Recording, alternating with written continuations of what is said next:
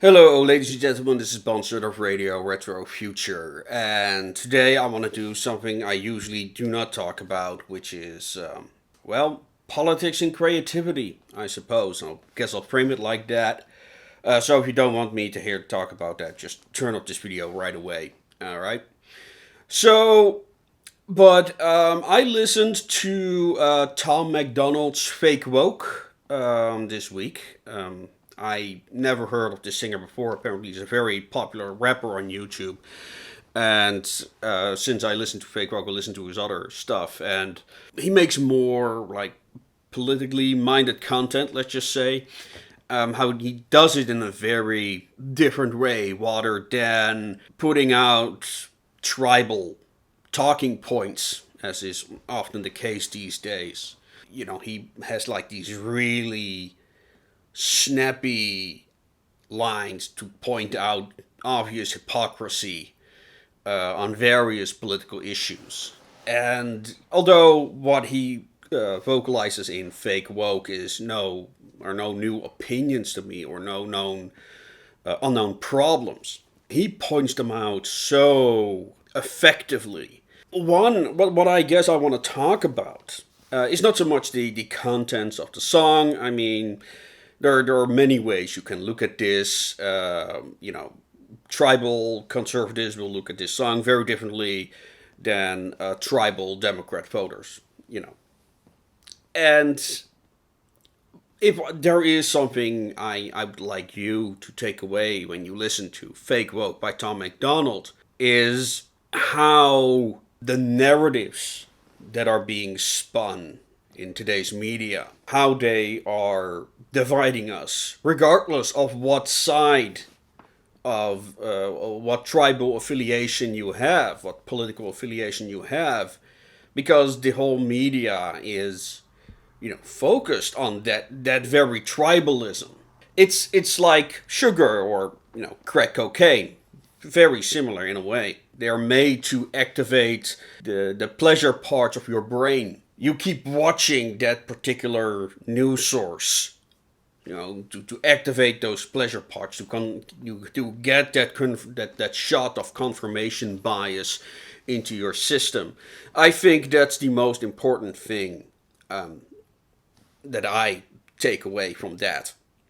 Right now, he criticizes a lot of people. He points out a lot of hypocrisy and, of course, doublethink. Now, we all have doublethink. We all have contradictory ideas that we unconsciously just accept, right? But it's a self-defensive mechanism. Again, this is what the whole today's media, in particular social media, is based around. The fact that we hold all these contradictory ideas. The point is that, we get that high, that sugar rush of being told that we are right, that our feelings are correct, that our gut is in the right position.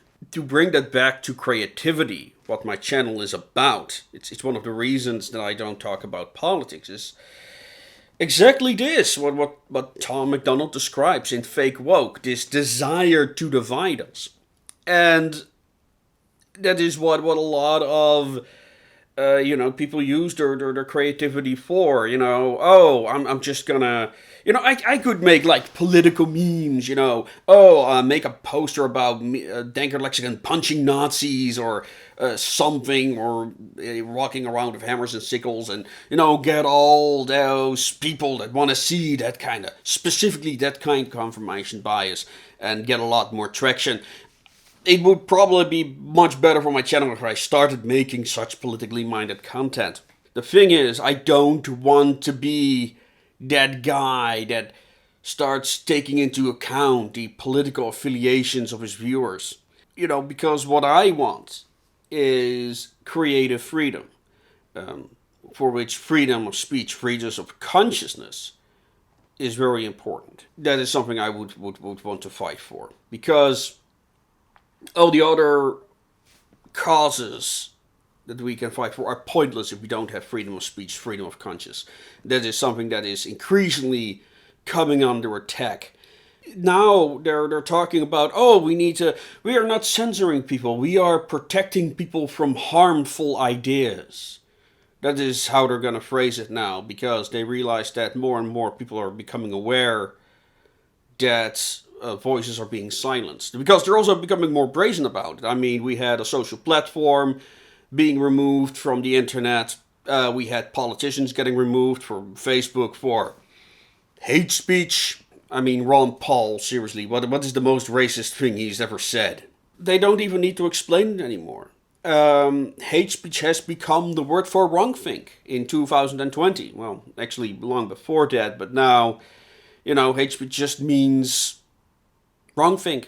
It's basically, it doesn't matter what political affiliation you have now. If it's not in line with the mainstream, hate speech, and you're gone.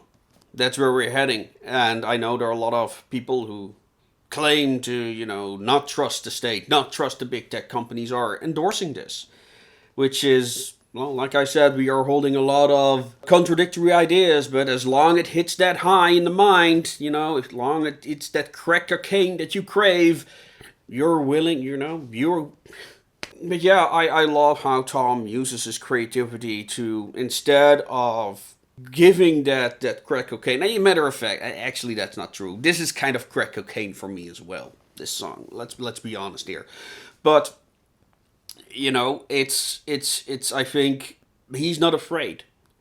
He's not afraid to voice his opinion, and I think that's very important. I think that's the big takeaway for me, and the reason why I want to make this video.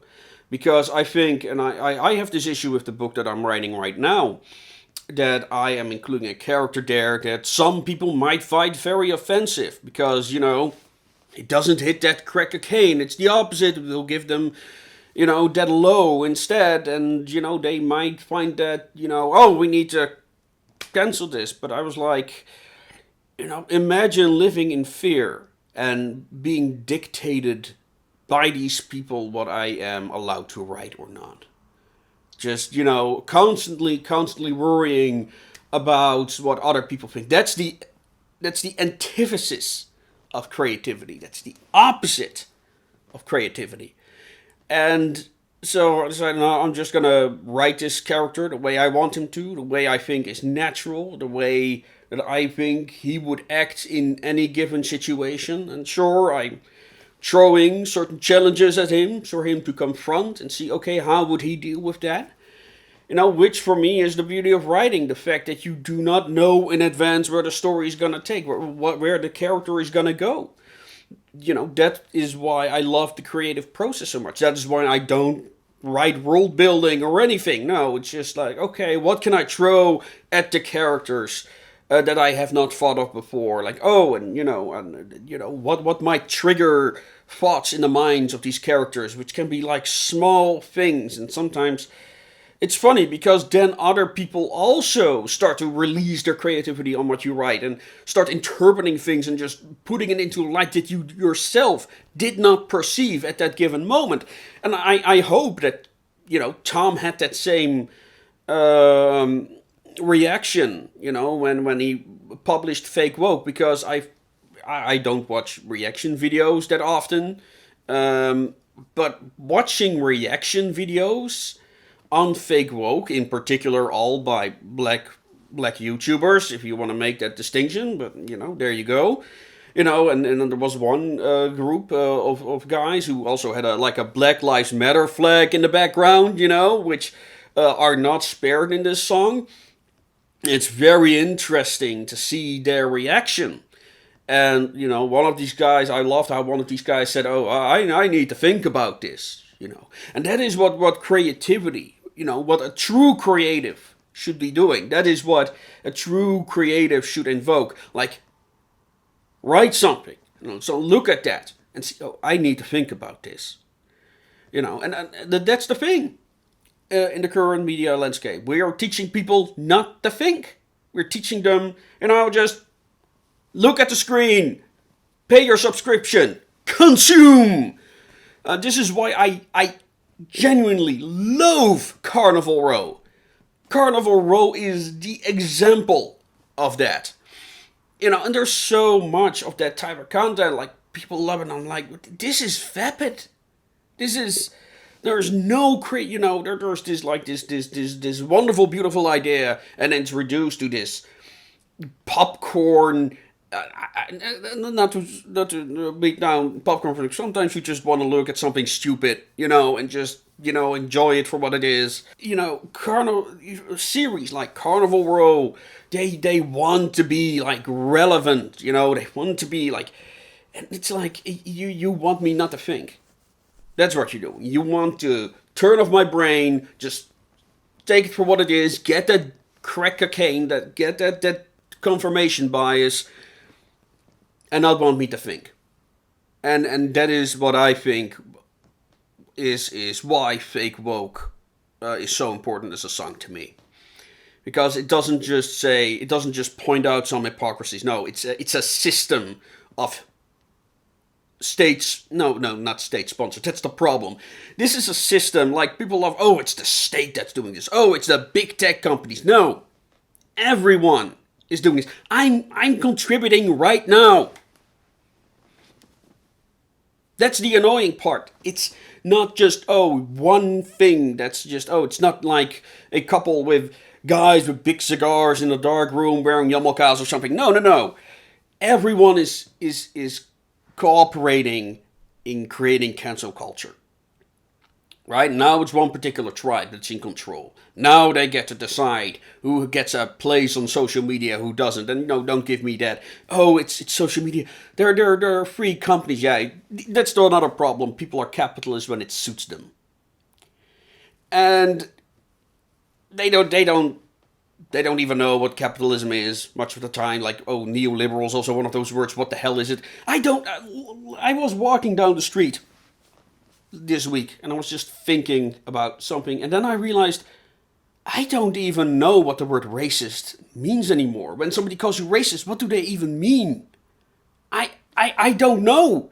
I used to know. I grew up in the 90s. We had a very clear issue of what a racist is. Now you can have an opinion about an event that happened and you're racist. I don't even know what that means. What are you saying? It's just a buzzword. It's the new word for wrongthink. That's essentially what they're saying. You're a criminal of conscience. And I don't know what else to do. I mean, as long people spend hours on social media just consuming whatever gives them a dopamine high, what the whole thing of social media, and YouTube for that matter, is based on, people will do it. People will fall into the trap of confirmation bias. Now, with the popularity of fake woke, I think it has like 2.5 million views at this point. So people are becoming more aware. But what will that lead to? What will that awareness, what will that awake?